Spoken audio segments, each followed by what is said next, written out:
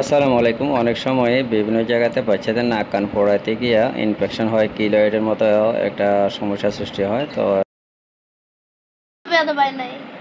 এটা মানে উঠে দাঁড়ায় নাই তো উল্টা করে ঢুকে গেছে না ওদের আগে যে জায়গায় দিছো ওই জায়গায় বেশ ভিতরে ঢুকানো মানে শেষ হয়ে যায়। আরে ওরা সেট না করলে হবে না একটু ওরা সেট না করলে হবে না সুন্দর মতো একটু আমাদের কাছর মেডিকেল হলে নাক কান ফোড়ানো হয় আধুনিক পদ্ধতিতে ব্যথামুক্ত।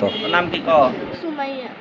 এদিকে আর নাক কান কি জন্য ফোড়াইছস বল সময় যাবে সেই জন্য সুমাইয়া না বলা হলে তো বেঁচে লাগছে এটা কি সুন্নত না কিরে তোর কিরকম লাগে তুই অনেক ক্লাসে যাই দেখ এখানে ক্লাসে এরকম দেখা যাচ্ছে দেখি কিরকম লাগে কেমন লাগে তোর কাছে সুমাইয়া আউযু বিল্লাহি মিনাশ শাইতানির রাজিম।